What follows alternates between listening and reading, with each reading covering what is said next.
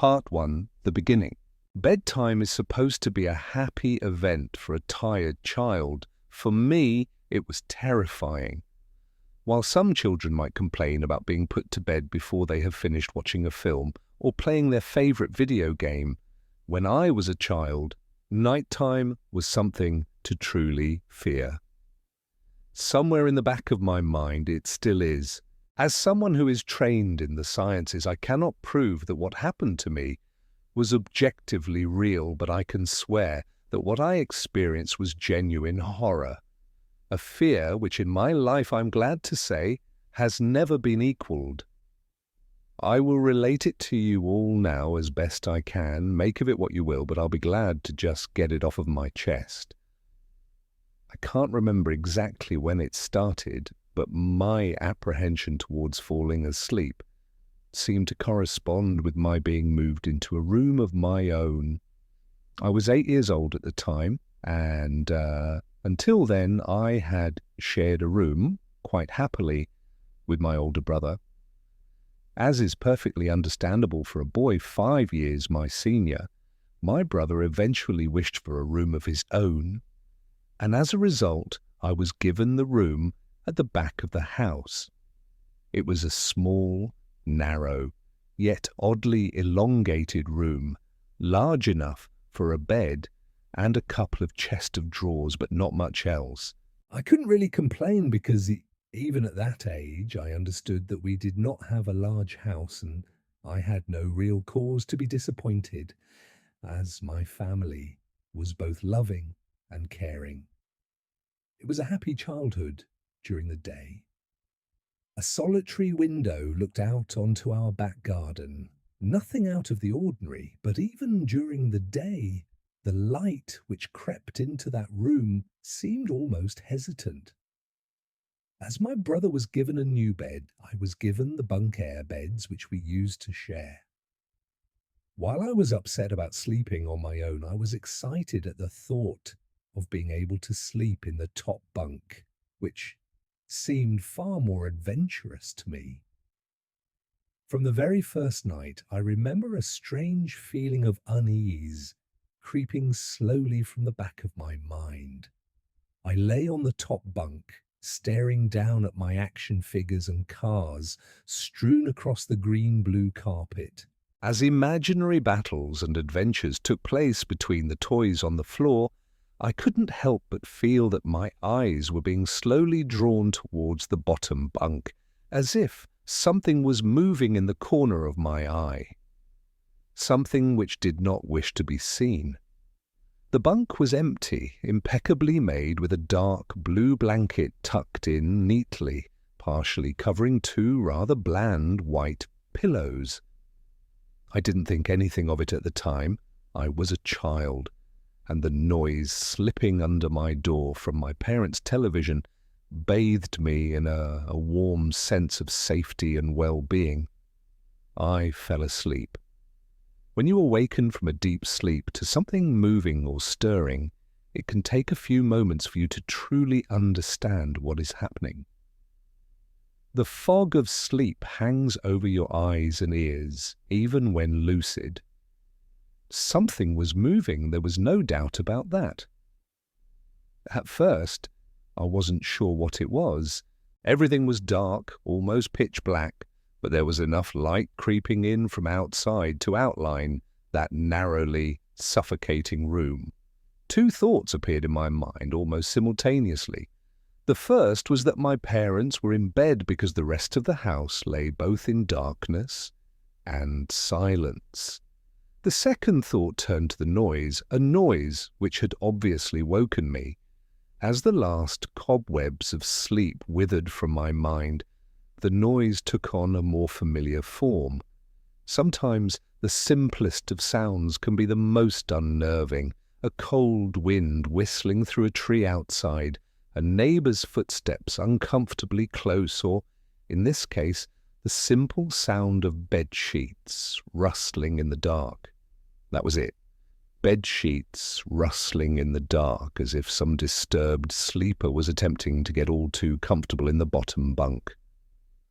I lay there in disbelief, thinking that the noise was either my imagination or perhaps just my pet cat finding somewhere comfortable to spend the night.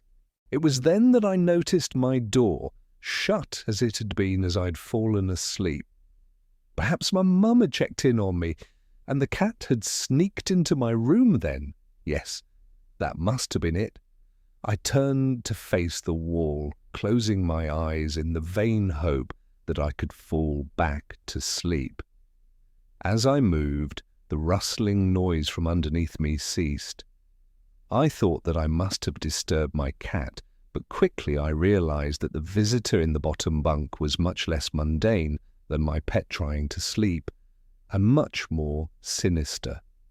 As if alerted to and disgruntled by my presence, the disturbed sleeper began to toss and turn violently like a child having a tantrum in their bed. I could hear the sheets twist and turn with increasing ferocity. Fear then gripped me, not like the subtle sense of unease I had experienced earlier, but now potent and terrifying. My heart raced as my eyes panicked, scanning the almost impenetrable darkness. I let out a cry. As most young boys do, I instinctively shouted on my mother. I could hear something stir on the other side of the house, but as I began to breathe a sigh of relief that my parents were coming to save me, the bunk beds suddenly started to shake, violently as if gripped by an earthquake, scraping against the wall. I could hear the sheets below me thrashing around as if tormented by malice. I did not want to jump down to safety, as I feared the thing in the bottom bunk would reach out and grab me, pulling me into the darkness. So I stayed there, white knuckles clenching my own blanket like a shroud of protection. The wait seemed like an eternity. The door finally and thankfully burst open, and I lay bathed in light while the bottom bunk, the resting place of my unwanted visitor, lay empty and peaceful. I cried, and my mother consoled me. Tears of fear, followed by relief, streamed down my face. Yet through all of the horror and relief, I did not tell her why I was so upset. I cannot explain it, but it was as though whatever had been in that bunk would return if I even so much as spoke of it or uttered a single syllable of its existence. Whether that was the truth, I do not know, but as a child, I felt as if that unseen menace remained close, listening. My mother lay in the empty bunk, promising to stay there until morning. Eventually my anxiety diminished, tiredness pushed me back towards sleep, but I remained restless, waking several times momentarily to the sound of rustling bed sheets. I remember the next day wanting to go anywhere, be anywhere, but in that narrow, suffocating room. It was a Saturday, and I played outside quite happily with my friends. Although our house was not large, we were lucky to have a long, sloping garden in the back. We played there often, as much of it was overgrown and we could hide in the bushes, climb in the huge sycamore tree which towered above all else, and easily imagine ourselves in the throes of a grand adventure in some untamed exotic land. As fun as it all was, occasionally my eye would turn to that small window, ordinary, slight, and innocuous. But for me, that thin boundary was a looking glass into a strange, cold pocket of dread. Outside, the lush green surroundings of our garden, filled with the smiling faces of my friends, could not extinguish the creeping feeling clawing its way up my spine. Each hair standing on end. The feeling of something in that room, watching me play, waiting for the night when I would be alone. Eagerly filled with hate. It may sound strange to you, but by the time my parents ushered me back into that room for the night, I said nothing. I didn't protest. I didn't even make an excuse as to why I couldn't sleep there. I simply and sullenly walked into that room, climbed the few steps into the top bunk, and then waited. As an adult, I would be telling everyone about my experience, but even at that age, I felt almost silly to be talking about something which I really had no evidence for. I would be lying, however, if I said this was my primary reason. I still felt that this thing would be enraged if I so much as spoke of it. It's funny how certain words can remain hidden from your mind, no matter how blatant or obvious they are. One word came to me that second night, lying there in the darkness alone, frightened, aware of a rotten change in the atmosphere, a thickening of the air as if something had displaced it. As I heard the first casual twists of the bedsheets below, the first anxious increase of my heartbeat at the realization that something was once again in the bottom bunk, that word, a word which had been sent into exile, filtered up through my consciousness, breaking free of all repression, gasping for air, screaming, etching, and carving itself into my mind. Ghost. As this thought came to me, I noticed that my unwelcome visitor had ceased moving. The bedsheets lay calm and dormant, but they had been replaced by something far more hideous. A slow, rhythmic, rasping breath heaved and escaped from the thing below. I could imagine its chest rising and falling with each sordid, wheezing and garbled breath. I shuddered and hoped beyond all hope that it would leave without occurrence. The house lay as it had the previous night, a thick blanket of darkness. Silence prevailed, all but for the perverted breath of my, as yet, unseen bunkmate. I lay there terrified. I just wanted this thing to go, to leave me alone. What did it want? Then something unmistakably chilling transpired. It moved. It moved in a way different from before. When it threw itself around in the bottom bunk, it seemed unrestrained, without purpose, almost animalistic. This movement, however, was driven by awareness, with purpose, with a goal in mind. For that thing lying there in the darkness, that thing which seemed intent on terrorizing a young boy, calmly and nonchalantly sat up. Its laboured breathing had become louder, as now only a mattress and a few flimsy wooden slats separated my body from the unearthly breath below. I lay there, my eyes filled with tears. A fear which mere words cannot relate to you or anyone else coursed through my veins. I would not have believed that this fear could have been heightened, but I was so wrong. I imagined what this thing would look like, sitting there listing from below my mattress, hoping to catch the slightest hint that I was awake. Imagination then turned to an unnerving reality. It began to touch the wooden slats which my mattress sat on. It seemed to caress them carefully, running what I imagined to be fingers and hands across the surface of the wood. Then with great force it prodded angrily between two slats into the mattress. Even through the padding, it felt as though someone had viciously stuck their fingers into my side. I let out an almighty cry, and the wheezing, shaking and moving thing in the bunk below replied in kind by violently vibrating the bunk as it had done the night before. Small flakes of paint powdered onto my blanket from the wall as the frame of the bed scraped along it, backwards and forwards. Once again I was bathed in light, and there stood my mother, loving, caring as she always was, with a comforting hug and calming words which eventually subdued my hysteria. Of course she asked what was wrong, but I could not say, I dared not say. I simply said one word over and over and over again: nightmare. This pattern of events continued for weeks, if not months. Night after night I would awaken to the sound of rustling sheets. Each time I would scream so as to not provide this abomination with time to prod and feel for me.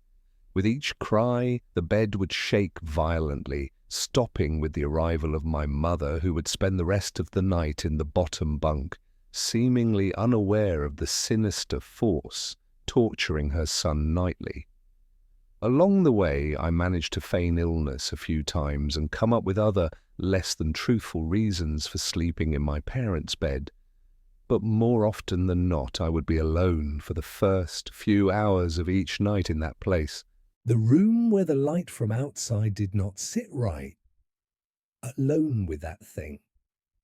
With time, you can become desensitized to almost anything, no matter how horrific.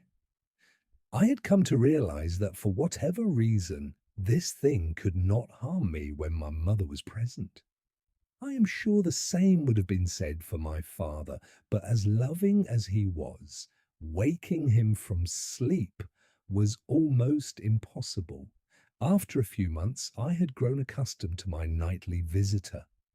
Do not mistake this for some unearthly friendship. I detested the thing. I still feared it greatly, as I could almost sense its desires and its personality, if you could call it that. One filled with a perverted and twisted hatred, yet longing for me, or perhaps all things. My greatest fears were realized in the winter. The days grew short, and the longer nights merely provided this wretch with more opportunities. It was a difficult time for my family. My grandmother, a wonderfully kind and gentle woman, had deteriorated greatly since the death of my grandfather. My mother was trying her best to keep her in the community as long as possible. However, dementia is a cruel and degenerative illness, robbing a person of their memories one day at a time. Soon she recognized none of us, and it became clear that she would need to be moved from her house to a nursing home. Before she could be moved, my grandmother had a particularly difficult few nights, and my mother decided that she would stay with her. As much as I loved my grandmother and felt nothing but anguish at her illness, to this day I feel guilty that my first thoughts were not of her, but of what my nightly visitor may do should it become aware of my mother's absence, her presence being the one thing which I was sure was protecting me from the full horror of this thing's reach. I rushed home from school that day and immediately wrenched the bedsheets and mattress from the lower bunk, removing all of the slats and placing an old desk, a chest of drawers, and some chairs which we kept in a cupboard where the bottom bunk used to be. I told my father I was making an office, which he found adorable, but I would be damned if I'd give that thing a place to sleep for one more night. As darkness approached, I lay there knowing my mother was not in the house. I did not know what to do. My only impulse was to sneak into her jewelry box and take a small family crucifix which I had seen there before. While my family was not very religious at that age, I still believed in God and hoped that somehow this would protect me. Although fearful and anxious, while gripping the crucifix under my pillow tightly in one hand, sleep eventually came, and as I drifted off to dream, I hoped that I would awaken in the morning without incidents. Unfortunately, that night was the most terrifying of all. I woke gradually. The room was once again dark. As my eyes adjusted, I could gradually make out the window and the door, and the walls, some toys on a shelf, and even to this day, I shudder to think of it, for there was no noise, no rustling of sheets, no movement at all. The room felt lifeless, yet not empty. The nightly visitor, that unwelcome, wheezing, hate-filled thing which had terrorized me night after night, was not in the bottom bunk. It was in my bed. I opened my mouth to scream, but nothing came out. Utter terror had shaken the very sound from my voice. I lay motionless. If I could not scream, I did not want to let it know I was awake. I hadn't yet seen it, I could only feel it. It was obscured under my blanket. I could see its outline, and I could feel its presence, but I dared not look. The weight of it pressed down on top of me, a sensation I will never forget. When I say that hours passed, I do not exaggerate. Laying there motionless in the darkness, I was every bit a scared and frightened young boy. If it had been during the summer months, it would have been light by then, but the grasp of winter is long and unrelenting, and I knew it would be hours before sunrise, a sunrise which I yearned for. I was a timid child by nature, but I reached a breaking point, a moment where I could wait no more, where I could survive under this intimately deviant abomination no longer. Fear can sometimes wear you out, make you threadbare, a shell of nerves leaving only the slightest trace of you behind. I had to get out of that bed. Then I remembered the crucifix. My hand still lay underneath the pillow, but it was empty. I slowly moved my wrist around to find it, minimizing as best I could the sound and vibrations caused, but it could not be found. I had either knocked it off of the top bunk, or it had, I could not even bear to think of it, been taken from my hand. Without the crucifix, I lost any sense of hope. Even at such a young age, you can be acutely aware of what death is and intensely frightened of it. I knew I was going to die in that bed if I lay there, dormant, passive, doing nothing. I had to leave that room behind, but how? Should I leap from the bed and hope that I make it to the door? What if it is faster than me? Or should I slowly slip out of that top bunk, hoping to not disturb my uncanny bedfellow? Realizing that it had not stirred when I moved, trying to find the crucifix, I began to have the strangest of thoughts. What if it was asleep? It hadn't so much as breathed since I had woken up. Perhaps it was resting, believing that it had finally got me, that I was finally in its grasp, or perhaps it was toying with me.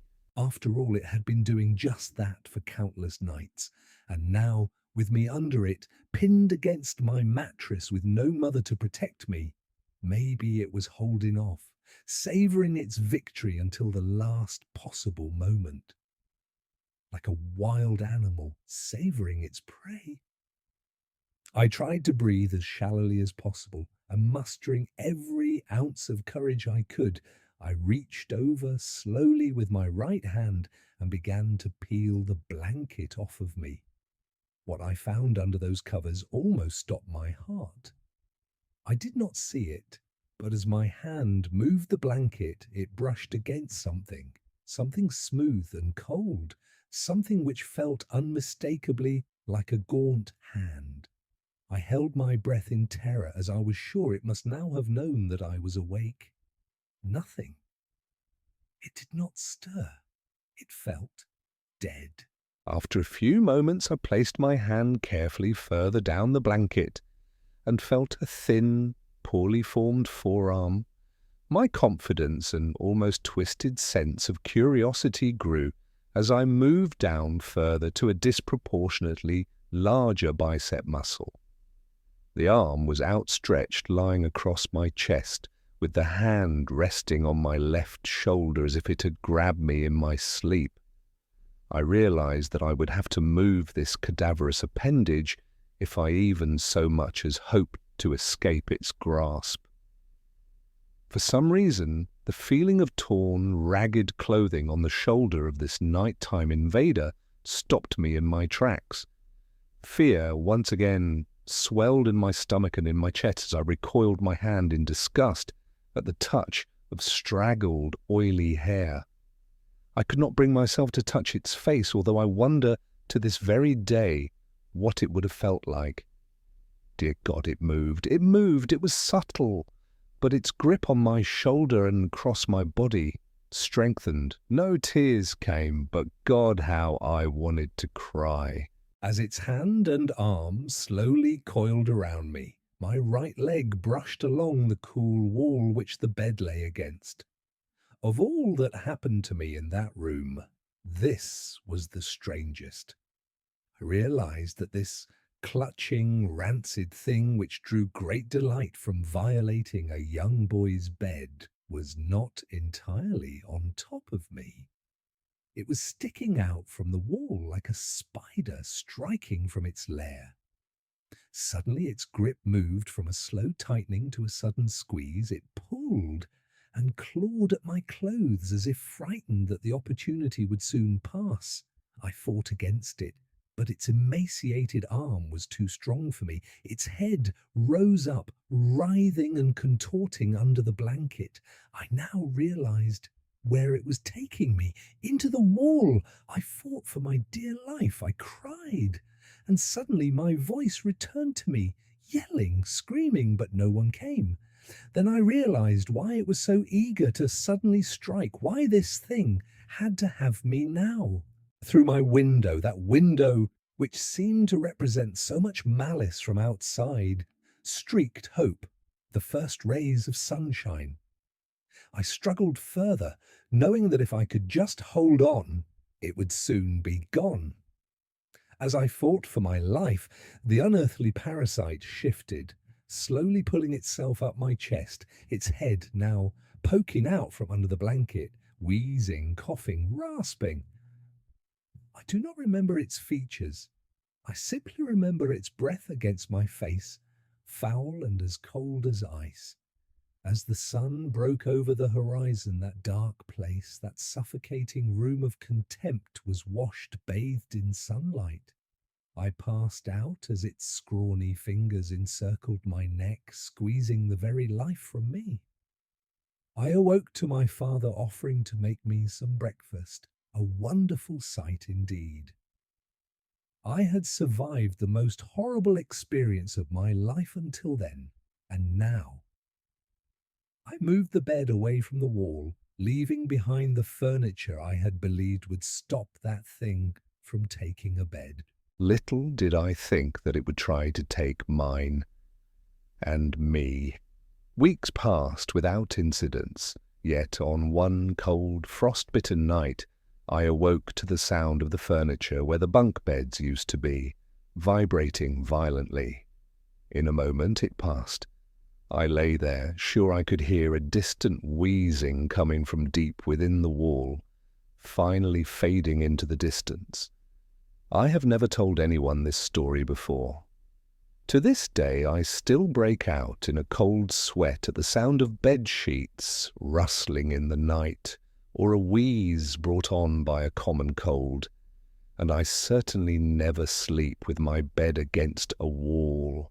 Call it superstition if you will, but as I said, I cannot discount conventional explanations such as sleep paralysis, hallucination, or that of an overactive imagination. But what I can say is this.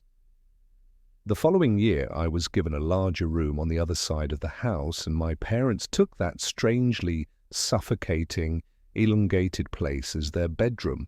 They said they didn't need a large room, just one big enough for a bed. And a few things. They lasted 10 days. We moved on the 11th. Part 2. After writing my account of an horrific experience I had as an 8-year-old child, many have encouraged me to speak about the aftermath. I've been hesitant to do so, as I have felt unsettled since I broke my silence.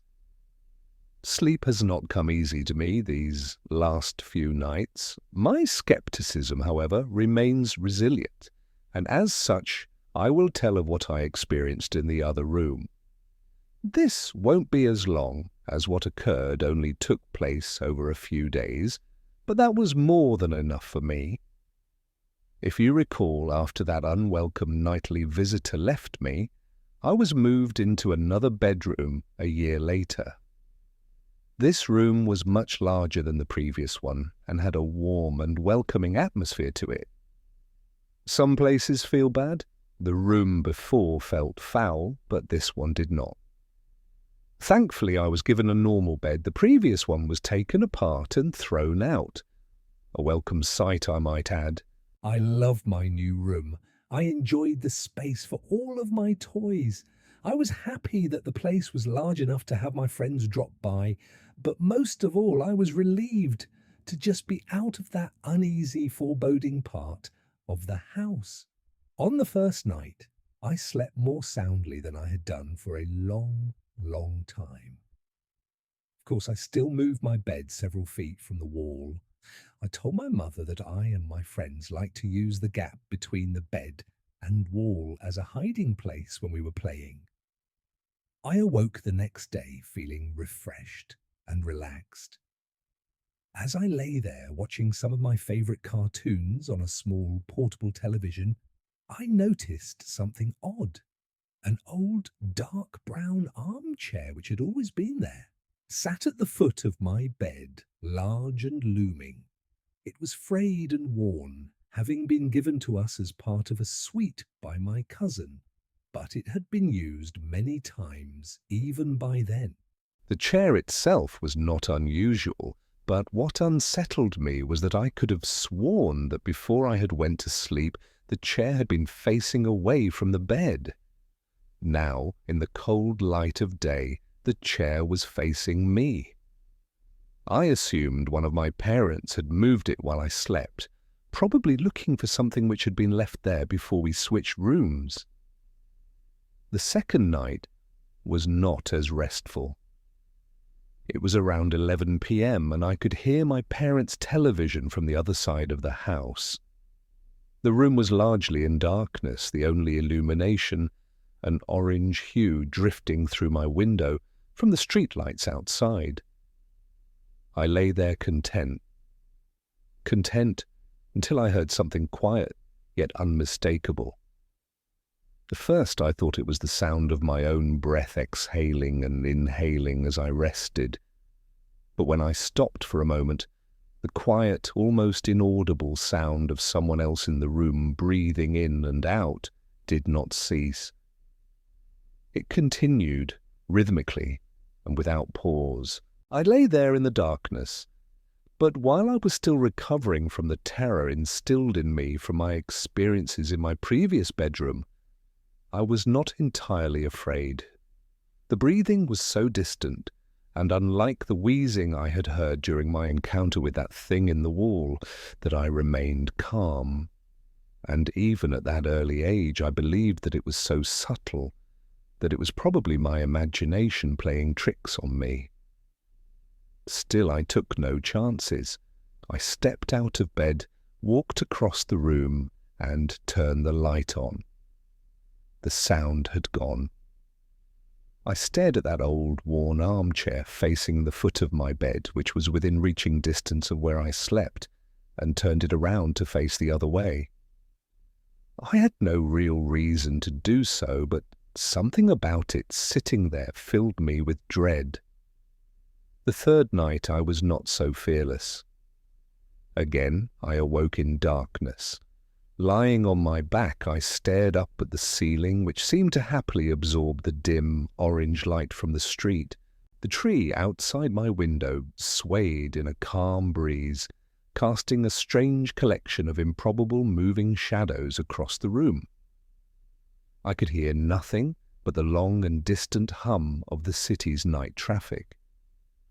Just as I began to drift back into sleep, I heard it, a creak from the bottom of my bed, as if something had moved or shifted its weight on the floor. I raised my head, peering through the darkness, but saw nothing strange. Everything sat as it had done throughout the day. Nothing was out of place. I cast my gaze across the room, some comics on the floor, a few boxes which had still to be unpacked, the armchair unmoved, still facing away from the bottom of my bed. There was nothing sinister here. I was now fully awake, glancing over at my television, considering whether or not to enjoy some late-night TV. I'd have to keep the volume low, of course, as my older brother would hear it in the next room, and no doubt tell me to switch it off. Just as I sat up fully in bed, I heard it again. A low creak accompanied by a sound, the sound of the slightest of movements. I looked again at the room. The dim orange shadows cast by the leaves hanging by my window now took on a more menacing form. I still saw no reason to be afraid. I stared at the chair at the end of my bed and saw nothing unusual about it. It's quite common for the mind to take a moment to fully come to terms with what it is seeing. It takes time to put the full horror of what is in front of you together into a moment of cold, bitter realization. Yes, I was staring at that old, worn armchair in the dark, but what I was also staring at was the person sitting in it. In the dim light, I could only see the outline of the back of its head, the rest obscured by the spine of the chair. I sat motionless, staring, praying, hoping that my eyes were being misled by their surroundings. The slow creak of movement as it shifted in its battered throne chilled me to my very core. This was no mere trick of the dark. Then it shifted onto its right side. I knew what it was doing. It was turning to look at me.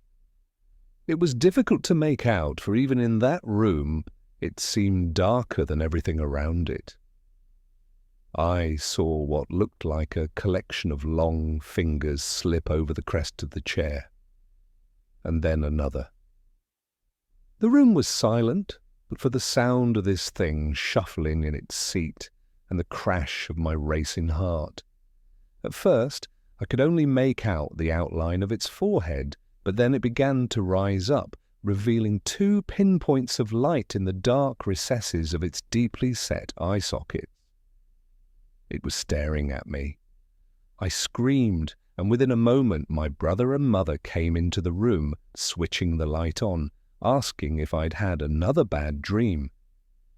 I sat, speechless, barely acknowledging them, staring intently at the now empty armchair. I was only in that room for another few days before we suddenly moved. I saw nothing for the remaining nights except for my last sleep in that room, where I awoke to the warm air of something breathing into my ear. I jumped out of bed, turning the light on. The slow, rhythmic breath of something unseen remained, louder than before. I spent the rest of that night on the couch in the living room. 2 years later, I slept soundly in my bed in our new house. There had been no other incidences, and I was sure I had left behind whatever strangeness had plagued me in that little average suburban home. I was, however, left one parting gift. My tormentors, and in my opinion, the watcher in that armchair was a different entity to the thing in the elongated room, had one last surprise in store for me. Like an animal claiming its territory, I was not entirely out with their grasp. For one last terrifying moment, I felt the presence of those things. I lay there sound asleep, 2 years since those horrifying experiences. I was in the throes of a nightmare and suddenly, happily, found myself awake, safe and sound in my bed. The room was darker than usual. I breathed a sigh of relief, as one does when waking from a nightmare. But the room was so dark, I could see nothing at all, as if something had snuffed out the light. I chuckled to myself, realizing that I must have pulled my blanket up and over my face while sleeping. The cotton blanket felt cool against me, but the air was a little too warm, almost stifling. Just as I was about to remove the blanket for some air, I heard it. For the last time I heard it. The rhythmic breathing of the watcher at the end of my bed. Fear gripped me, followed by anger and despair. Why could I not be left alone? I then did something most peculiar. I decided to speak to it. Perhaps this thing did not mean to harm me. Perhaps it was unaware of the terror it had caused. Surely a young boy deserved some mercy. As the breathing grew louder and closer, I began to cry. I could feel its presence on the other side of the blanket, its breath hanging over me like a stagnant wind. Through the tears, I uttered two words, words which surely would put an end to all of this. Please stop. The breathing began to change. It became more animated, quicker somehow. I could hear something shuffling next to me, standing close by. The breathing then moved, first back to the foot of my bed and then slowly across the room, through the door, into the hallway, and then gone. Half crying, half elated, I lay in the still darkness, my face still covered by the blanket. You may consider this a victory of some sort, but I do not. If those things were real, I know now beyond a shadow of a doubt that their intentions were not misconstrued. They were twisted, filled with malice. I would normally never use such a word to describe anything, but it's as close to evil as I hope I ever come. How do I know that? I'll tell you how. Moments after that thing seemed to have left the house, something pressed forcefully down on top of me, pushing the blanket with great strength against my face. I could feel a large hand with long, thin fingers wrapping the covers around my skull, its nails imprinted upon me like razor-sharp ridges. I managed to slide down into the gap between the bed and the wall, quickly making my escape, clambering and screaming out of my room, waking my family. Make no mistake, that thing in the darkness tried to smother me to death. Part 3. My fears realized. A few days ago I submitted 2 nightmarish accounts from my childhood. Perhaps you best read them to truly comprehend what has befallen me. I had been compelled to silence, gripped by the irrational fear that somehow, even after all of these years, should I speak of it, that those things would seek me out and once again wreak havoc on my life. In the name of science and reason, I confronted those fears and set out to vanquish those tormented memories once and for all, by sharing them with others, exposing them for what I believed they were, the delusions of a troubled child. I have held on to my skepticism and rationality for dear life. I have allowed them to define me. But this morning I was presented with verifiable physical evidence. Evidence of what I do not know, but it cannot be ignored. And it seems strange to me that the last few days have been so tainted by apprehension and misfortune after finally breaking my silence, that I can no longer rely upon entirely conventional explanations. In the wake of sharing those traumatic experiences I had as a child, I have been plagued by an overwhelming sense of unease. Initially, I attributed this to the fear I had experienced in simply recounting and reliving those terrible events in my mind, but as the days passed, it felt like so much more. A feeling of impending doom consumed my every thought. While sleep came to me, rest did not. Each morning I awoke, my nerves on edge, as if deprived of sleep for an age. Nothing overtly frightening happened during the first few nights. No visitation, no unwelcome bedfellows, no wheezing breaths reaching out from deep within my bedroom walls. But I had that distantly familiar feeling of not being alone. Do not misunderstand. I did not sense someone in the room with me. I did not hear, smell, or feel anything remotely supernatural, but throughout my days and nights I have sensed something subtle, almost on the periphery of my awareness. The feeling that something is on its way, something is coming, like the first few stagnant blasts of air from a subway tunnel, heralding the arrival of a lurching, unstoppable monstrosity. Surprising, yet expected. My sense of unease grew with each passing day, pushing its way under my skin, deep into my mind like some form of cancerous infection. I tried to focus my attention on various writing projects in a vain attempt to fill my mind up to the brim with other thoughts, hopefully leaving no room for those contaminated memories. But those thoughts came to me nonetheless. My anxiety gained momentum until I could think of nothing else. I had to do something. I had studied psychology for years at university. With this, I knew that anxiety is often the result of a loss of control, and that one of the most effective ways to combat it is to empower oneself. This is what I intended to do. Call it foolhardy, but I was going to go back to that place, that house where those terrible events took place. I was going to confront those memories and expose them for what they were. Nonsense. It was an hour's drive to my old home, but it was one filled with elation. I was confident, at ease, happy. I was in control now, and nothing was going to get in my way from showing that the place I had feared my entire life was nothing but an average, humdrum, harmless little suburban house. Gleefully negotiating the country roads and then motorway, finally I made it to the city. Gradually the streets began to take on a familiar appearance. Memories of playing in that neighborhood came flooding back to me, a play park with my favorite slide, an ash pitch where we used to play football, my schoolyard filled with hide-and-seek and friendships long since abandoned but never forgotten.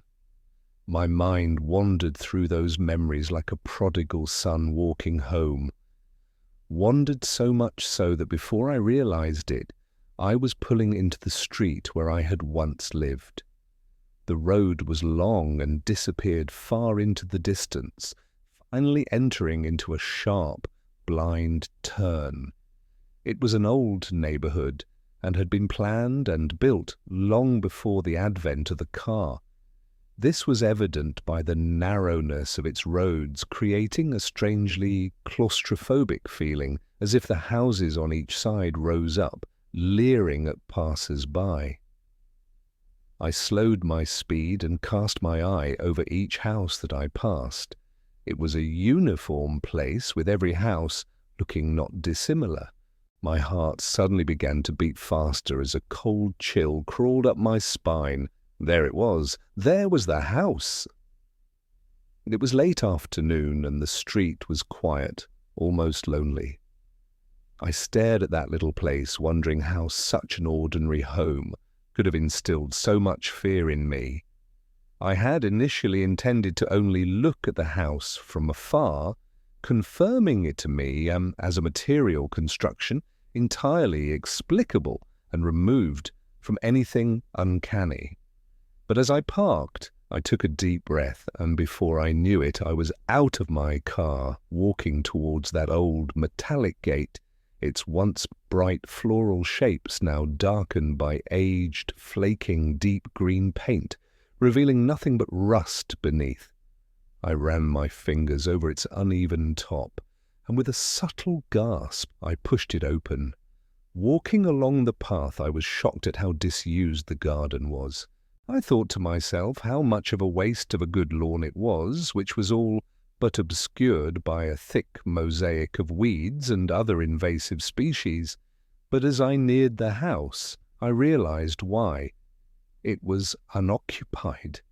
Once again a shudder crept through me, but as my anxiety rose up, I crushed it with my rational mantra. The simplest of explanations is usually the correct one. I assumed that due to the current economic climate, that the house had probably just been on the market for some time, and that the owner wasn't too aware of the old sentiment that the first bite is with the eye. But as I looked around, I could see no "for sale" sign, nor one "to let." It genuinely seemed as though this house had been forgotten, abandoned, and left to rot. The windows at the front of the house were filthy and, as such, almost impossible to see through. But as I wandered around to the back of the building, I could see more clearly inside. I would have imagined that a house such as this one would be empty, but on the contrary, it was entirely occupied. Occupied by the trappings of a modern life. I could see a television sitting in the living room corner, a coffee table with magazines strewn across it, various pieces of furniture sitting as if ready to be used, and a couple of coffee cups sitting on the windowsill still full, covered in mould. I would have thought the house was lived in if it was not for a thick layer of dust lying over everything, accompanied by the occasional spider's web. It seemed as though the most recent occupants had left in a hurry and never returned. Clambering through a sea of waist-high grass and bushes, I eventually arrived at that innocuous little window at the back of the house. The very sight of it frightened me, but this was mere memory, and not the strange feeling of being watched from within, as I had experienced as a child. Peering in, the room looked eerily familiar. I suppose there is little that can be done with a room so small, so oddly narrow, but through the dirt-covered glass, the room looked almost unchanged from when I had slept in it. A bed, a set of drawers, and what looked like an assortment of toys on the floor. A profound sense of anger washed over me momentarily, but I shook it quickly from my mind. The room was clearly that of a child's, and the thought of that thing harming another innocent filled me with contempt for such a thought, and within me swelled the desire to protect any child from such an abomination. As I gazed at that wall, of which a bed lay alongside it, the hairs on the back of my neck stood up. For a moment, and it was for only the slightest, I thought I saw the blanket on top of the bed move. More than that, through that window pane, I could have sworn I heard a wheezing gasp. Closing my eyes tightly, I repeated another scientific mantra. Science does not owe its debts to imagination. Opening my eyes, I saw nothing but an empty bedroom. No foul spirits, no unearthly things, just a room, no more, no less. I breathed a sigh of relief as it that all was well with world for the first time in many days. You may think that it was wishful thinking, but I genuinely felt that I had shown myself that there was nothing to be scared of, other than my overactive imagination. It was starting to get dark, and I wanted to be home before the night. Filled with confidence now that my anxieties were behind me, there was one last thing I needed to do. When we had left that house, we did so in a hurry. As a child, it was disorientating, even frightening to leave everything I knew behind. But there was one thing left which I always wondered about. At the bottom of the garden stood a sycamore tree which looked to be even older than the house. I was amazed how unchanged it was. I had grown up, gone on to pastures new, but the old sycamore still stood, wise, warm, almost friendly in its appearance. I think it's a rite of passage for any child to have a place to hide things. It's often their first experience with independence, something removed from any authority figure. For me, my stash was halfway up the old sycamore. I'm sure I must have looked like a fool, but I happily and gleefully climbed the tree with abandon. The configuration of the branches had changed in places, but overall the happy memories of playing amongst the limbs of the old sycamore, of having a little piece of the world to myself away from everyone else, seemed vivid, as it was remarkable how much remained unchanged. Halfway up I caught my breath and smiled to myself. In the central trunk of the tree lay a hollow. Whether it had been created by an animal, or perhaps the tug of a gale on a weakened branch long ago, I do not know, but it was where I kept things. If I found something which I was sure would be taken from me for being inappropriate, into the hollow it would go.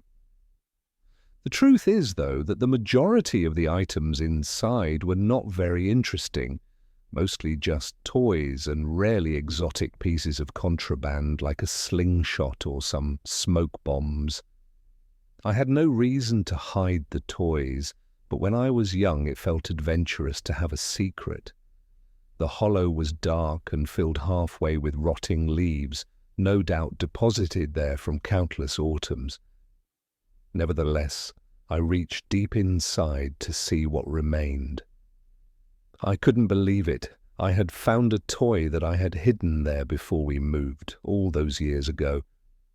I could feel the plastic in my hand, its sharp edges unmistakable, but the leaves and darkness of the hollow obscured its view from me as I struggled to remove it from the thick, wet mixture of rotting leaves and rain water.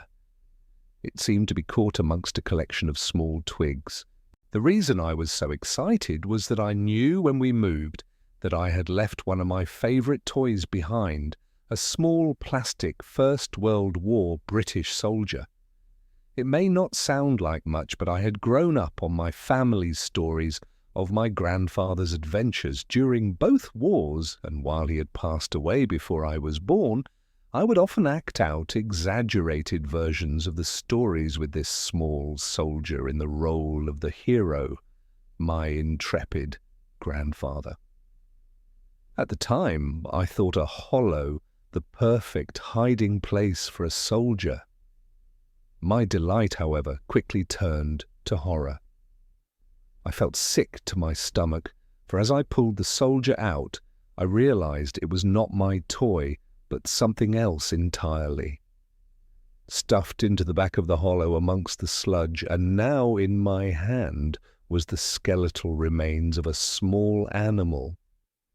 The bones crunched together in my grip as the few small flakes of hair and flesh left on it putrefied between my fingers. I almost lost my balance as the rotten and potent smell of death escaped through my moist grasp, invading my senses. I climbed back down carefully, dejected. There was nothing else in the hollow. My toy was gone, probably taken by another child during the subsequent years. What remained of the poor animal I buried under some loose earth in the garden. I left that place immediately. Despite my unfortunate encounter in the hollow, I still felt empowered. That I had actually plucked up the courage to revisit that place to see how ordinary it really was made me feel in control once more of my faculties. I did not at that time require anything other than a conventional explanation. I said goodbye to the old neighborhood, to that bad memory once and for all, and began to make my way home. By the time I had driven onto the motorway, something had begun to filter through from the back of my subconscious.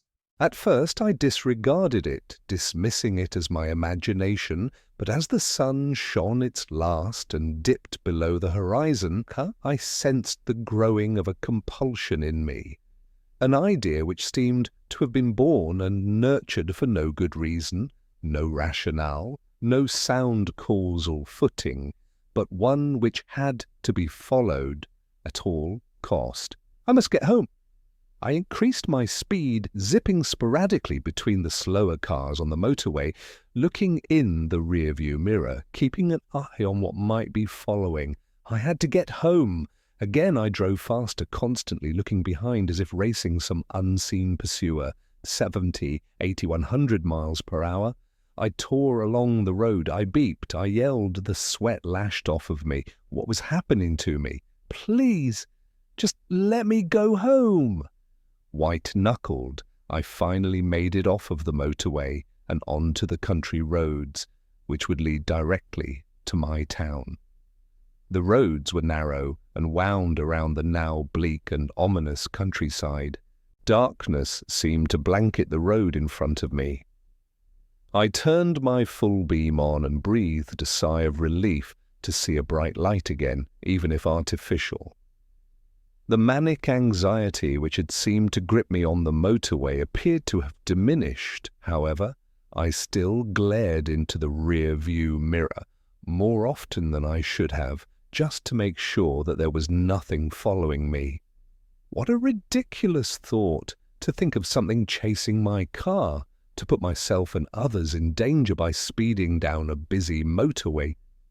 Madness, still madness or not, I had felt compelled to get away as quickly as possible, and even though I had managed to collect my nerves, the loneliness of the road I was on fueled my yearning for my own town, my own street, my own bed. Nervously, I traversed the web-like winding roads which seared through the countryside, feeling relieved at the first sign of a lamp-post, of civilization, and of the boundaries of my town. I pulled up outside of my house, switching the engine off, and sat for a moment in silence. I had to stop all of this nonsense. Things coming out of walls, watchers smothering me at night, looking into someone's window like a prowler. All of this was lunacy. Tomorrow I would start afresh. No more writing about my childhood experiences. No more reliving of dread-filled nights. Just getting back to normal, carrying out my work, spending time with my girlfriend, and most of all reaffirming my belief, faith, and confidence in science and rationality. Then the thing in the back seat leant over, grabbed me by the shoulder, and breathed a foul, rancid breath from deep inside its lungs down the back of my neck. I scrambled for the door, my arms flailing around looking for the lock.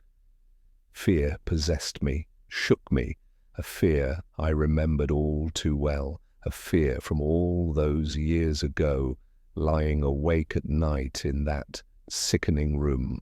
The inside of the car had grown much colder, but that was nothing compared to the icy fingers burrowing into my shoulder. I honestly thought I was going to die, that this thing would finally get its way after all this time. The door handle popped in my panicked grip, and I fell out of the driver's seat onto the pavement. For the briefest of moments I thought I caught a glimpse of something in the back seat, vague, the form of an old man, yet twisted and distorted, grinning from ear to ear. Luckily, there was no one around, as had there been, I would have appeared a mad fool, for the car was empty. I grabbed the keys from the ignition and booted the door shut with my foot, locking it for the night. I staggered down the path and into my house. I'm not going to lie to you, but I drank myself to sleep last night.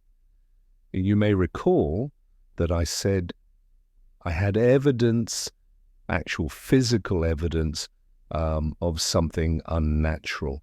You might be wondering what that evidence is. Well, I could say that it was the marks on my shoulder that made me shudder with fear, or I could tell you that my bedroom window lying prized open this morning by what looked like claw marks has left me dreading tonight or any other. But no, none of that scared me as much as what I saw today upon waking. Sometimes the most frightening of messages are the most simple, for lying on my chest as I awoke this morning was a toy soldier, the soldier I had hidden in that hollow all those years ago, returned to me as an adult, bitten in half. Part 4. Something wicked this way comes. Last night was the most heart-wrenching and frightening of my life, so much so that I can barely bring myself to contemplate it. By now I will have submitted what occurred during my visit to that cursed place I once called home, a visit which heralded the return of my childhood fears. No matter what foul thing befell me then, nothing could have prepared me for last night. After waking up to the chilling sight of that toy soldier, bitten in half, I found that the window to my bedroom was slightly ajar. On closer inspection, it looked entirely as if the window had been prized open from outside. The latches were bent back, out of position as if subjected to an unrestricted, unbound brute force. From the outside looking in, I could see 3 indentations where the unwelcome housebreaker had used some kind of tool to leverage the window unnaturally away from its latch. What was peculiar about those markings was that they seemed to cut across the outside of the window frame like an old, uneven razor, unlike a crowbar or other implement which would have merely left a dent where it had been used as a wedge to force the window open. Nothing had been stolen, and I attempted to rationalize the markings on the window as human-made and not claw-like as they appeared to be. The toy soldier returned to me so violently I could not explain. My heart sank at the very thought of it. I knew it was a message, but it seemed to me to be more of a twisted joke, announcing the arrival of my childhood predator, rather than something to be puzzled over or interpreted. I spent the morning checking each room of my house and its contents. Nothing was missing. I could only hope that whatever that fiend had been in the back seat of my car the previous night, that it had only wished to frighten me one last time and then be on its way. Perhaps its reach would be weakened so far from my childhood bedroom. It is all too easy for any sane person to persuade themselves that a traumatic event is something more benign, but in this instance I could not. That broken toy was not a mere joke, but a promise that it would return for what I did not wish to know. My thoughts naturally tumbled inwards and back to those terrifying nights I had as a child. I was now reintroduced to the apprehension of bedtime, the longing for the day, and the anxiety of night. Like an old and relentless enemy, my fear grew throughout the day, festering inside of me, leading to strange and ominous thoughts about the consequences of unwittingly bringing that thing home. Do not misunderstand me, my fear was not simply for my own safety. As a child, I believed that my nightly visitor was transfixed and consumed by wanting me, but I did not feel that my loved ones were in any danger. This, however, had changed. I did worry. This time I did feel nothing but fear for my loved ones because, you see, I do not live alone.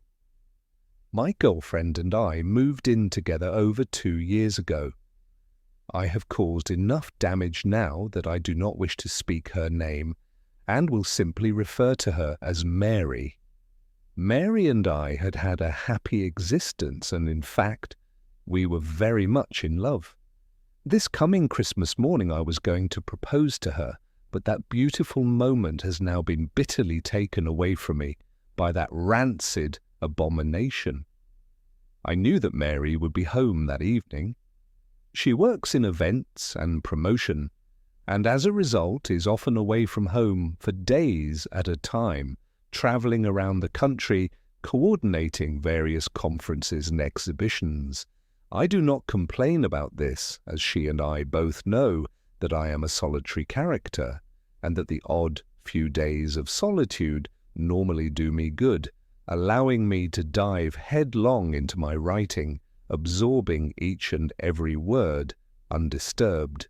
Despite this, I always miss her, and with the events of the past week, reliving those torturous nights and then allowing them to return, I had missed her far more acutely than I had ever previously done so. She arrived at around 6 p.m. and I greeted her with a smile, a warm embrace, and a passionate kiss. I tried to hide my perturbed state of mind from her, but Mary knows me better than anyone I have ever met, and immediately inquired, "What's wrong?"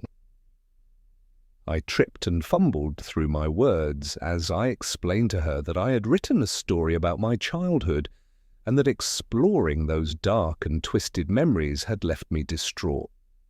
Mary has an incredibly caring nature, and she immediately lay her suitcase and bags on the floor, sat me down on our couch, and with her soft and gentle way, asked me to talk about the whole ordeal.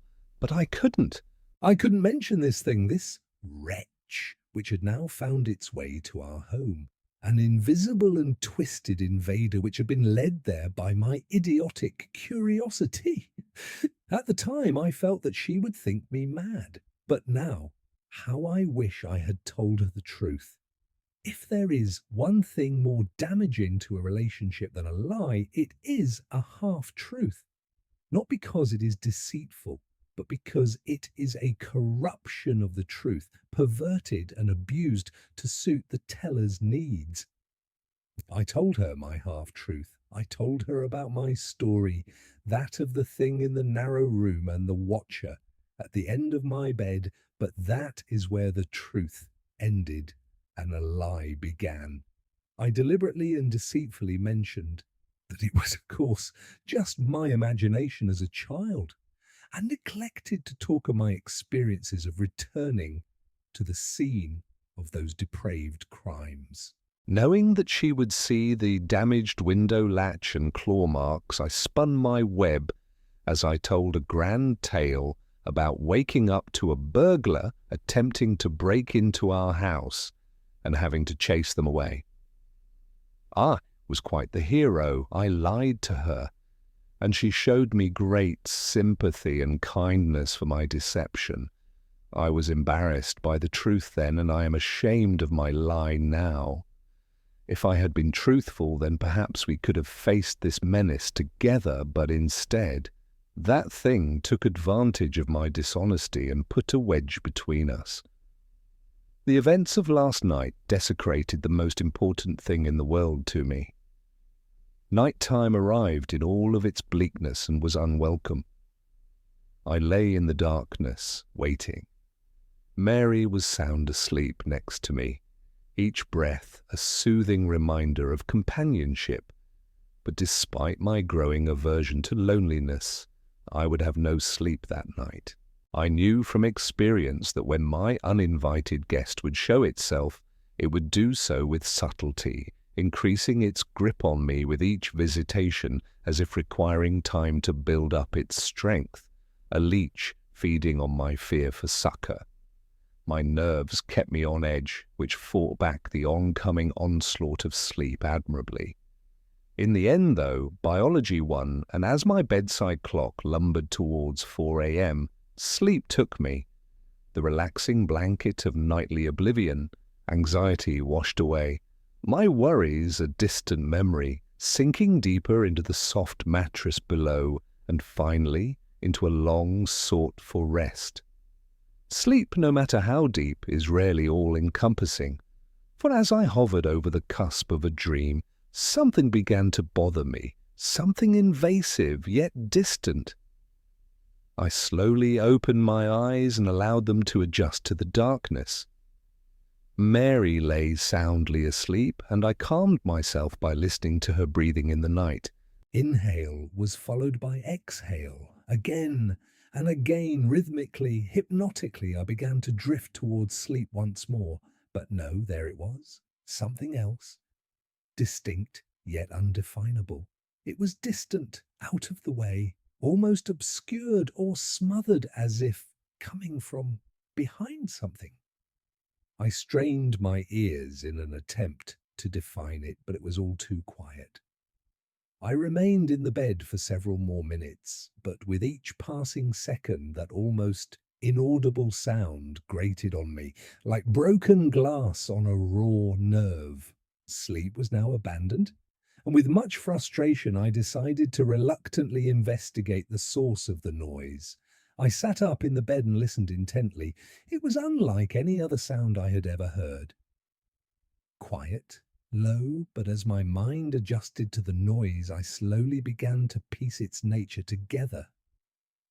It was most certainly obscured by something, but the closest thing I could relate it to was a repetitive murmur.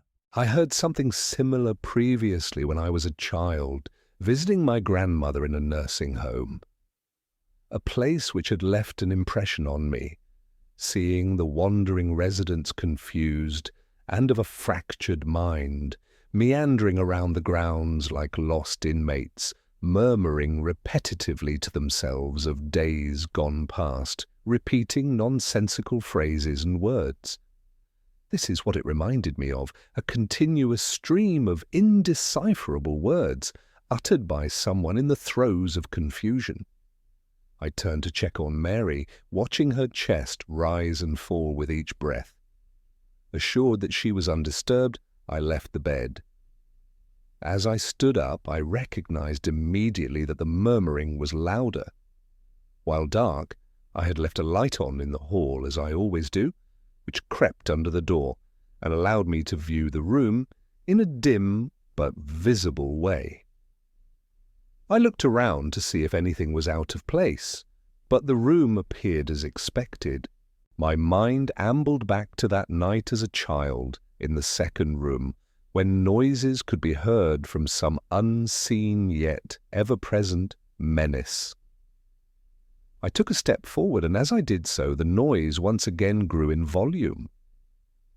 While I was still at a loss in deciphering the words, I could now hear the character of the voice.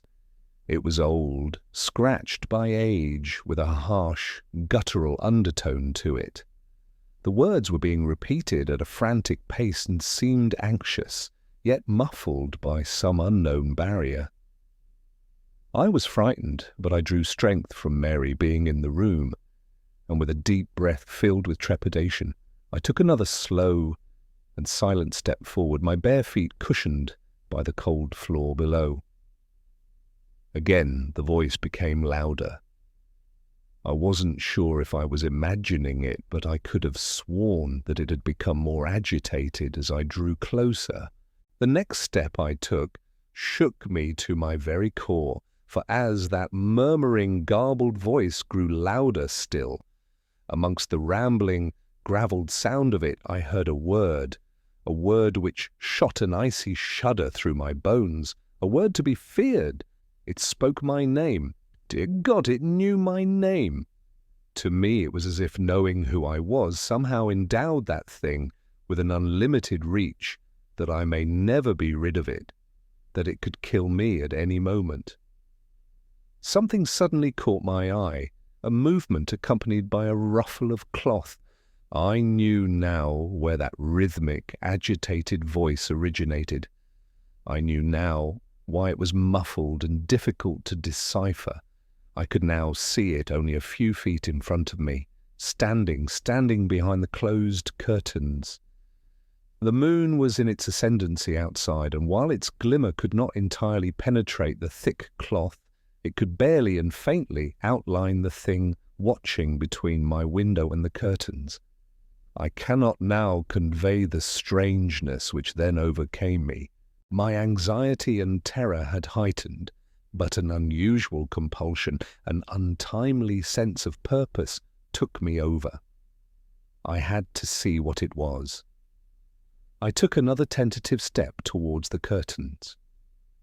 They swayed slightly as if caught by a breeze, but I could not tell whether the movement had been caused by myself or the hand of that thing hiding behind a shroud of cloth. I was now close enough to hear its laboured breathing, the displacement of fluid at the back of its throat palpable with each inhalation. This was it. I was going to confront this monstrosity from my past, this tormentor of children, this coward.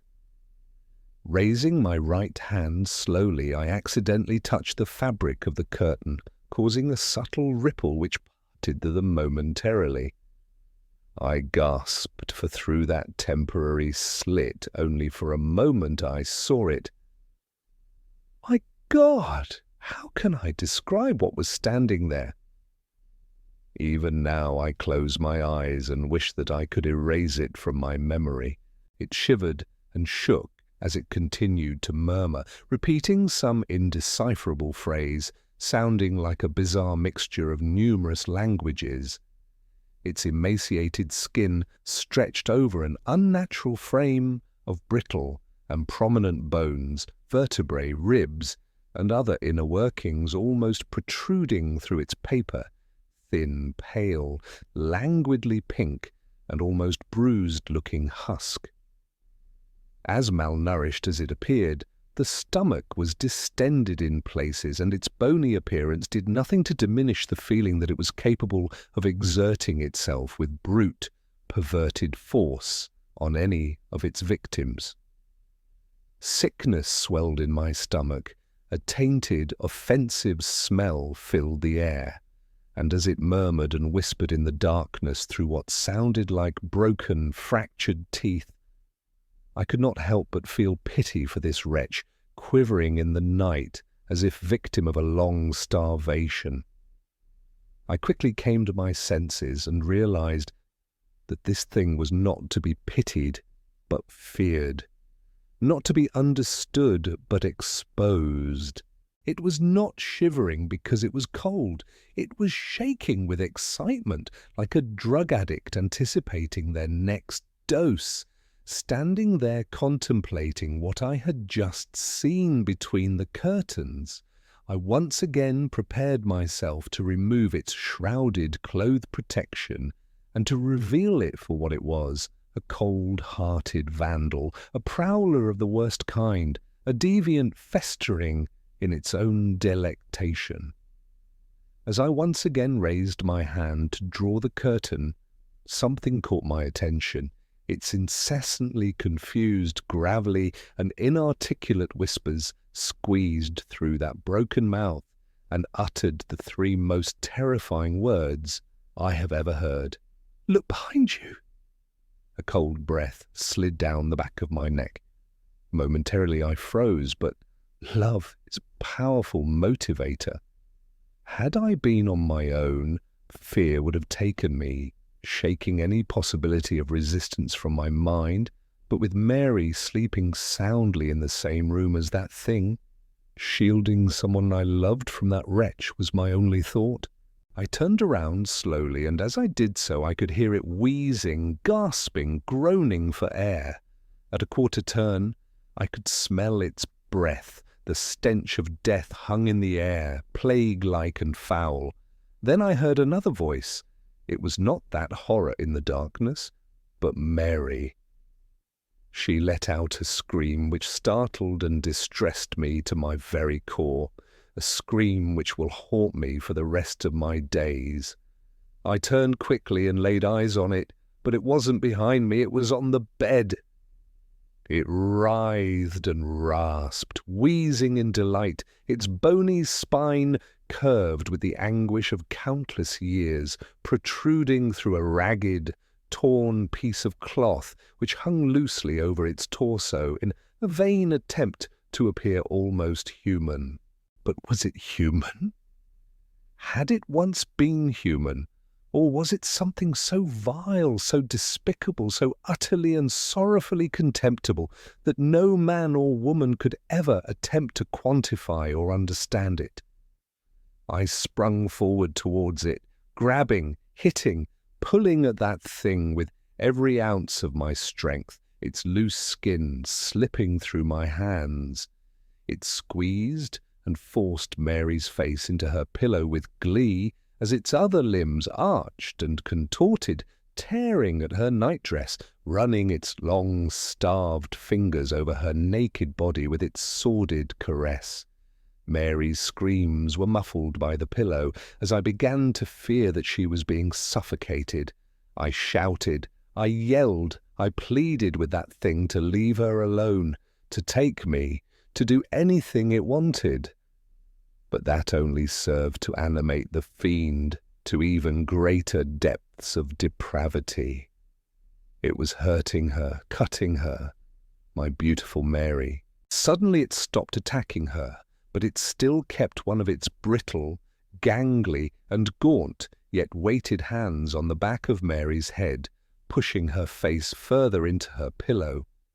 I had my hands around its putrid neck, trying as best I could to strangle the beast, but my efforts were in vain. Its scrawny frame belied its overpowering strength. I watched in sickly disbelief as it began to run its cadaverous fingers through Mary's hair, slowly and almost with affection. I could now hear the twisting and cracking of bone, the popping of cartilage, the snapping of tendons. Thank God it was not coming from Mary. I was now on its back, with my arm wrapped around its throat, and my chin rubbing against the abrasive skin of its shoulder. As its spine dug sharply into my stomach, it twisted its head in an entirely inhuman way.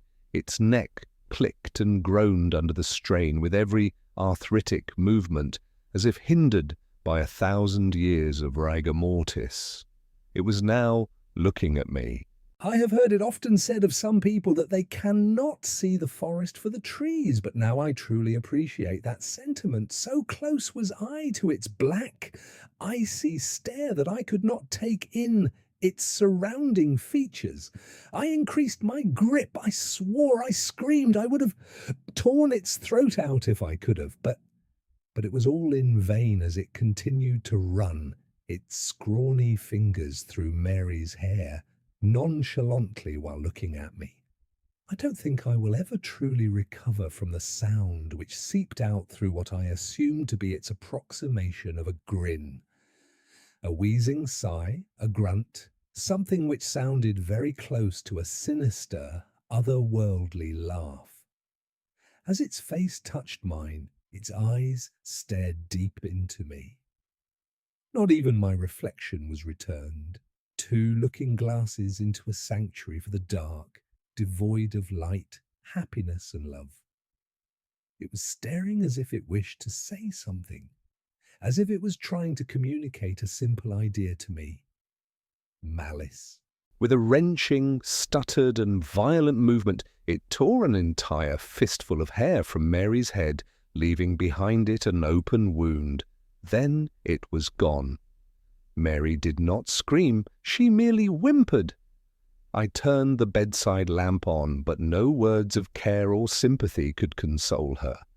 She wept uncontrollably. The bed was soaked in blood which had seeped out from the numerous scratches on her back and the large cut where an entire section of her hair had once been. I hugged her, told her that everything would be all right. Then she looked at me. Looking at her tear-filled eyes, I knew what she thought immediately. She thought I had attacked her, that I had done those terrible things to her. Of all the experiences I have had, the look of betrayal, disgust, and contempt on Mary's face will remain the most painful. She is gone. After composing herself, she gathered up some things and left. I tried to explain, I tried to tell her everything that had been happening, but she would not listen. Who would believe such a preposterous story? She simply said that she would not call the police, but that if I ever attempted to contact her, she would do just that. To her, I was the aggressor, not that thing. As she left, she turned to look at me one last time and then burst into tears. I know now that I have lost her forever. The woman I love more than anything on this earth thinks I am a violently hideous human being. If only she could understand that whatever did this, that it was not human, and if it ever was, it had long since abandoned that nature. It was 5 a.m. when Mary left me. It's 9 a.m. now. I am sitting here in the cold light of day at my kitchen table, writing this so that there is some record of what has transpired, so that people know, so that Mary knows that whatever happens, that whatever occurs from here on in, that it was that despicable creature from my childhood, from that cursed narrow room all those years ago, which rained this misery down upon me, upon us. I must now dispense with the sentiment. I could easily sit here mourning the loss of my relationship with Mary, or I could allow myself to be overcome with fear, to do nothing. But that simply will not do. I can hear the laughter of my neighbour's children outside. At different stages in my life, I remember that same feeling of joy and happiness from something as simple as playing with friends, or climbing a tree, or kissing the woman you love, or even drifting off to sleep at bedtime to dream of what could be in the safety of a happy family home. Memories! Only memories! I fear I will never experience that happiness again. This thing has broken me, but I am resolute. Whatever that hideous wretch has in store, whatever it desires to do with me, I will not allow that thing to harm another person or to invade another child's life as it did mine all those years ago. I must leave you all now, as there is much to be done before it gets dark, before it returns. My plans are made, and with any luck, they will succeed. I wish I could say we will speak again, but I think that is unlikely. I hope you understand what must be done, because tonight I'm going to kill it. Part 5. Sleep tight. I'm shaking as I write this. I was released by the police less than 2 hours ago, and I'm compelled to record the events of the past day and night as quickly and as accurately as possible. In some ways, I want to forget, but I know that I cannot. I know that I should not. For my own sanity, I must divulge what has happened. It is far too important.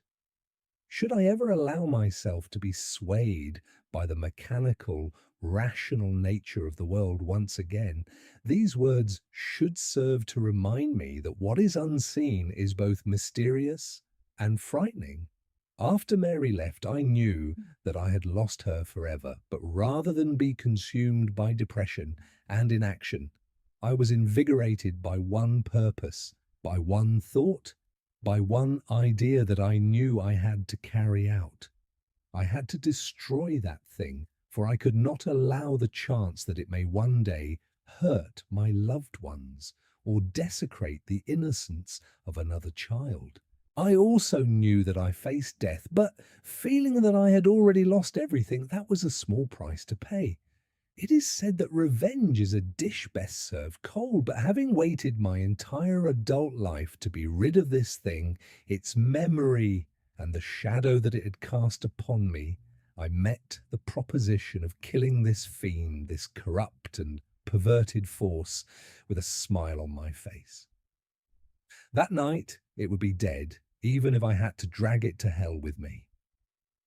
Busying myself for the next few hours, I packed a bag and wrote a letter to Mary and my family, explaining what had happened and that they weren't to blame. I phoned my mother and father, then my brother, just to hear their voices one last time, but I did not let on that I thought I may never speak to them again. My mother's intuition led her to ask if everything was all right. I smiled and told her I loved her before reluctantly saying goodbye. At about 7 o'clock, I made my way out to the car. The sun had already set and the street seemed eerily quiet, as if the scene of an unattended funeral. I sat in the driver's seat, leaving the door on the other side open, awaiting my most unwelcome passenger. By 9 o'clock, nothing out of the ordinary had occurred. The place remained deserted, and the cold night air, flowing through the open door, was beginning to bite. As I sat there, contemplation echoed through my mind. I ruminated on the nature of this cadaverous parasite. One question rose out of a sea of thoughts, towering above all else, unmoving and continuous. Can you kill something which is already dead? I did not know if this was a thing of the grave, or some unworldly spectre which could be considered alive in some way. But just as I was re-evaluating my plan, there it was. It was subtle at first, but there was a small, almost indistinguishable shift in the suspension of the car. Had it been any other circumstance, I would have put this down to a gust of wind pushing and pulling at the chassis, but I was all too familiar with that feeling from all those years ago as the bunk bed would shift slightly with that thing climbing into the bottom bed. I knew its foul calling card. The air grew denser, as if contaminated by some nearby corpse. It was in the car with me, unseen, yes, but there nonetheless. As I heard the slightest of whispered breaths from the back seat, I leant over and calmly closed the passenger door. I turned the key in the ignition, and as I pulled out of the street, I could have sworn I heard a quiet, yet distinctly malicious snigger, as of something mocking me. Did it know what I had planned for it? Our destination was not far, but the roaming hills, through which our taken country road penetrated, rose up and diminished with regularity. A stark reminder of the ominous isolation of night. Occasionally on the way I could hear something from behind, but I refused to look for that thing in the dark. Patience. It would not be long before I would confront it. The irony hit me. I was worried about scaring off the same thing, which had terrified and tortured me as a child. I had to be resilient, and so drove carefully and calmly through the countryside, swamped by darkness, hoping that my unearthly passenger would not suspect me. I arrived. The wheels of the car struggled and slid on the undergrowth as I headed off of the narrow country road. The landscape had opened up, and as I looked at the broken and rotting trees around me, I felt that it was fitting to come to this bleak place in the cold night, to destroy that bleakest of things. The land suddenly came to an abrupt end. A cliff etched out from an old quarry, looking deep into the black waters of the lake below. The cliff edge was relatively flat, and had in fact at one time housed a road which had subsided into the lake decades earlier. The local kids would tell stories about the vengeful ghosts of those killed during the subsidence, but they were just stories. Or perhaps they weren't. In the past I would have disregarded such tales, but who would believe mine if I told it to them now? I switched the engine off and parked several meters away from the cliff edge, switching off any lights and composing myself for what would come. I sat in that car for what seemed a lifetime, the only company given to me by the occasional splash of water against the cliff below. I waited. This thing was smart, of that there was no doubt. It had toyed with me, relishing the pain and torment it had caused as only something of a coldly frozen intellect could. For this reason I knew it would suspect me, and perhaps even flee, if I brought the car too close to the cliff's edge. I had to wait for it to attack, let it feed, let it revel and gorge itself on me. Perhaps then it would not notice as I slowly plunged the car into that dark, icy water below. I was going to drown the bastard. I had appraised the potential consequences in my head and reasoned that there would be a moment, a singular moment, where I would have a slim opportunity to escape from the car just before it reached the edge. Mary and I used to go there occasionally, a place to be together, away from everything else, and it did not look nearly as stark during a summer's day. I therefore had the place in mind and knew it well. The drop was at least 30 feet to the depths below, and I did not want to be in that car as it hit the water, nor trapped inside with that abomination. I waited, and then I heard it, slowly at first, and then increasing in rate and volume, a rasping, wheezing breath from behind. Strangely, it sounded more laboured than before. Each breath a struggle, filled with fluid, rotten and decayed. A shiver ran up my spine. A rank, foul smell began to fill the air. The breath drew closer from behind. My heart began to race. beating hard and fast as I looked up and saw the windscreen begin to ice up from inside. I could see my breath, a natural thing indeed, but what was unnatural was the breath visibly moving across my face from the side. I turned slowly. I wanted to cry. I wanted to leave, run into the night, but I had to stay. I could not allow it to escape. It was sitting in the passenger seat. I was staring at it and it at me, hunched over, covered by darkness, contorted, gaunt, hands seized as if fighting rigor mortis. It slowly moved towards me. One bony leg cracked and groaned as it slid over my lap and onto the other side. Oh God, it was sitting on me. It pulled itself in close to me, and through a shard of light provided by the moon, I saw its face. Skin hung from its jagged features. Glassy eyes stared deep into me as its grin spread up through its face, unnaturally wide as the result of its half-rotten flesh, exposing the rotten muscles, broken teeth, and sinews of its rancid smile beneath. Pulling closer, it opened its mouth, revealing a wet and putrid tongue which could be seen through part of its missing jaw.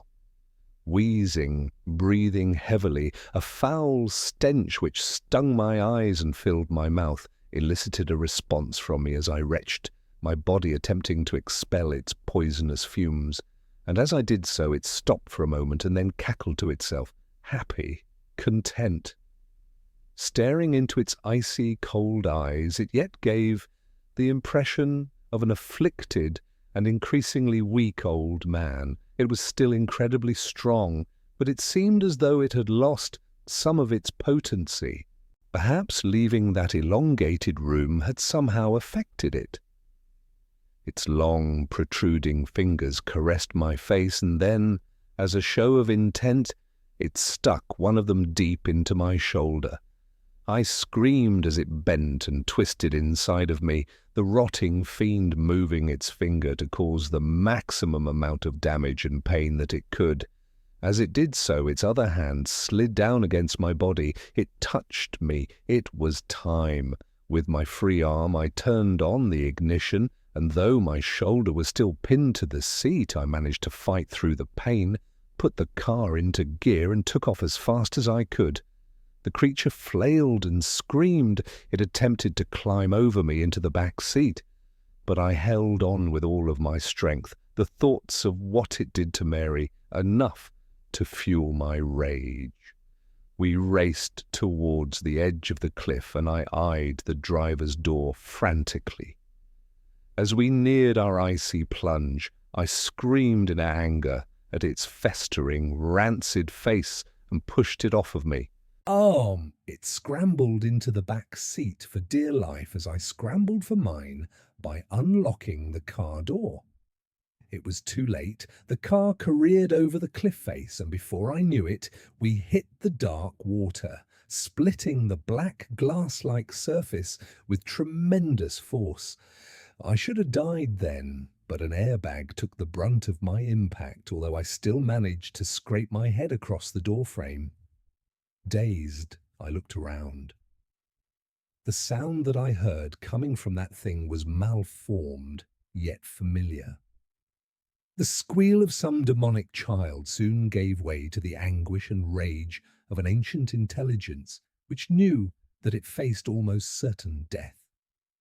The water was frozen and poured in through the now twisted open car door with such force that it winded me. I gasped for air, as my unwilling prey now did. It writhed and twisted as it looked for an exit. Spying the open door, it pulled itself through the water towards me. I curled up my fist and smashed it into that thing's face. Pieces of rotten flesh flaked off under the impact as a dark black liquid oozed from the resulting wound. Again, it attempted to get past me, and I knew that to keep it in that car long enough to drown, that I would have to die with it. I felt numb as the frozen water slipped over my chin. My heart struggled against the cold, and with a sudden surge, I was submerged and had breathed my last. I held my breath, but only to compose and ready myself for an icy, suffocating death. I hoped that it would not be painful. My thoughts returned to Mary and my family. A all-consuming sense of sadness and despair overwhelmed me. But as I struggled with that thing trying to get past me and through the door, grabbing and flailing with its arms, I looked down and saw it. Its leg was trapped between the dashboard and floor of the car by the impact of the fall, and although it could move, it could not leave. I turned immediately for the door. I could barely see but a foot in front of me in that black water, but there was enough moonlight to light my way. Just as I got to the door, the wretch grabbed hold of me and pulled me back to it. It had given up all hope of escaping, but it wanted to drown me with it. We fought for what felt like an age in that cold, bitter grave as the car slowly sank deeper and deeper into the darkness. I could now feel my body pleading with me to take a breath, to exhale my last gasp of air and then inhale the frozen water. I am happy to say that I used my wits to get out of such a horrible fate. Orientating my body, I pushed my feet against the dashboard with enough force to at last escape its slippery grasp.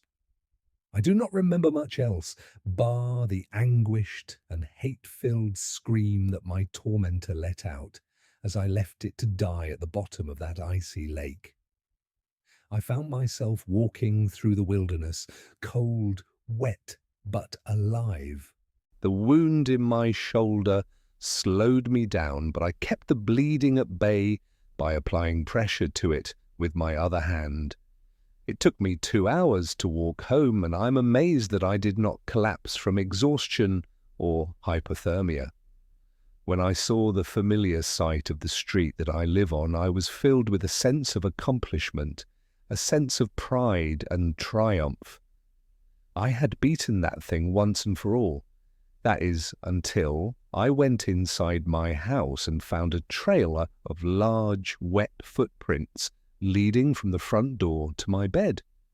Disbelief took me, despair so sharp and so overwhelming that I am unable to convey it with mere words. It was lying in my bed waiting, a white sheet covering its emaciated body from sight. The human mind is a wonderful thing. Just as you believe your body has reached a level of exhaustion that it cannot recover from, that your emotions are so frayed that you feel you cannot continue, a thought springs as if miraculous from a weary mind. Let it rest for now. I quietly crept through the dark and picked up my wallet, which I had left on a small coffee table in the center of my living room. Leaving the door unlocked, I left to attend to a new plan and returned an hour later. With a moment's preparation, I slipped into the spare room. There I lay in that unsullied bed, waiting. I was sure that this was the end game, that instead of toying with me, it would come for the kill. How it had escaped that watery grave I did not know, but I would be damned if it would escape again. I could only hope that it would sense me from the other room. I closed my eyes, pretending to be sound asleep. Time lumbered onwards, and although I fought it, exhaustion finally took me, sending me into a deep slumber. I woke with its hands around my neck. It coughed and spluttered on top of me, a rancid black liquid dripping on my face as it oozed from its facial wounds. I struggled, gasping for air, and hoping that I had the strength in me to escape its grasp, but it was too strong and my hands could not grip it with any sense of conviction, as it seemed to be dripping wet from its plunge into the lake. It may not have seemed rational at the time, but as my vision dimmed and the last light of consciousness extinguished within me, I did as so many animals do in their last moments. I played dead, lying motionless, holding my breath, It shook me violently by the neck and then released me. I waited for my moment, my last chance to destroy this thing. Its labored breathing relaxed slightly and seemed to stare at me almost quizzically. I waited still for a shift of weight which might have let me throw it to the ground. Leaning down close to me, its wide, crumbling sneer puckered, gathering its putrid saliva in its mouth and in what was left of its cheeks. It then showed utter contempt for the living and the dead. It spat its festering fluid onto my face, the remnants dripping down onto me through a hole in its jaw. I wanted to scream, to do anything to remove such a vile smear on my skin, but I dared move. The time was not right. Leaning in closer, it prodded and scratched at the wound in my shoulder, the pain shearing through my body. With all of my resistance, I remained motionless. Then it slowly and patiently slid two of its long, distended fingers into my mouth. The taste was overwhelming, rancid, rotten, dead. The arthritic clicking of its knuckles shook my resolve. As it arched its back in glee, it suddenly pushed its fingers deep down into my throat.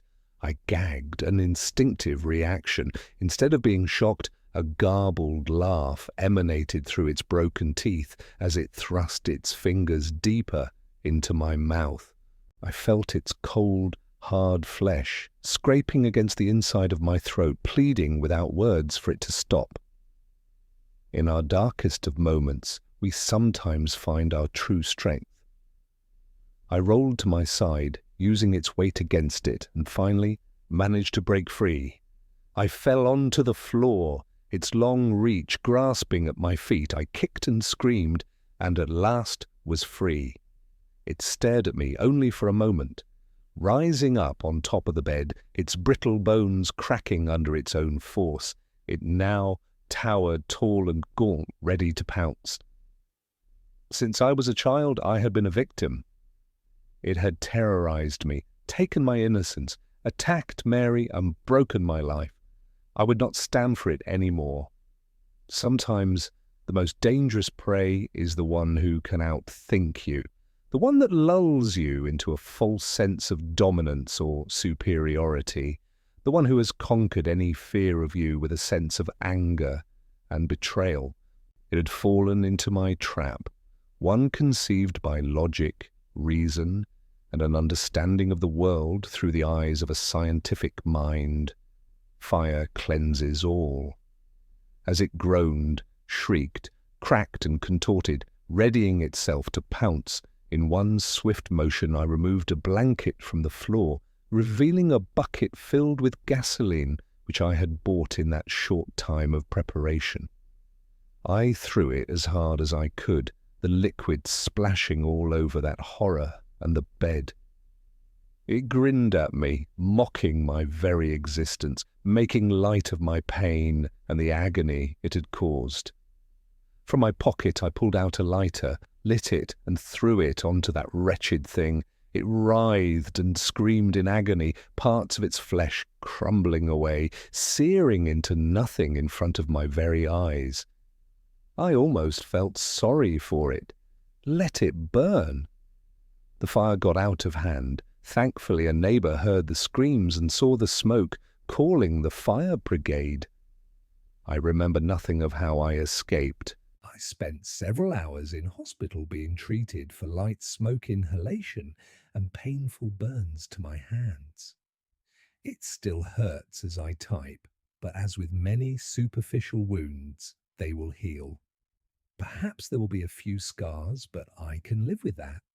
The police arrested me shortly afterwards, believing me a murderer. They suspect that I killed someone in that fire and find it entirely suspicious that I have a deep wound in my shoulder and scratches over my body. I've been told not to stray far in case they wish to ask me further questions, but they can ask away. I doubt they'll believe my answers. They found no remains nor any evidence that someone else was there. bar a strange outline of a figure etched deep into the bed and wall.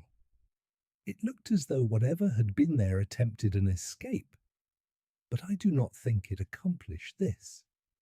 A weight has now been lifted from my shoulders, one which I now realize was always there since I was a child, in fact. I believe that thing had an affect on me even from distance, and now that it is gone, I feel whole again. I am devastated that I've lost Mary, and my house can be written off, as I'll probably be charged with arson after they realize I started the fire, which means I can kiss goodbye to any insurance claim. My hands ache, as does my shoulder, but my spirit does not. I am writing this from a hotel room. It's small and unassuming, but it will suit my purpose. Tonight I intend to sleep and dream, as I did as a child before that wretch invaded my life. I believe that it was my rationality which saved me, my logical thought which allowed me to destroy such an evil, but I will never escape the conclusion that there is much more to life beyond the veil, out there, in the darkness. It is a world I have seen and do not care to revisit, but tonight I will rest, and tomorrow I will build my life again with the confidence that my unwelcome guest is gone forever. I can feel it, I know it. It will take time for me to adjust, and perhaps my mind will play a trick or two along the way. It is difficult to abandon the paranoia of a lifetime. I must learn to accept my safety once again. I refuse to be looking over my shoulder for the rest of my days, but I will always be cautious, as I was when I was in the hospital this morning, lying on a bed in a quiet ward. I thought I felt the bed shake for the briefest of moments, but I know that it was just my imagination. I am glad I have written down my experiences. It has illuminated much about myself to me. And most importantly, should anyone ever, God forbid, find themselves in a similar situation, then maybe you will know what to do. Now it is bedtime, and I must rest, for I have never known a weariness such as this. Good night and sleep tight.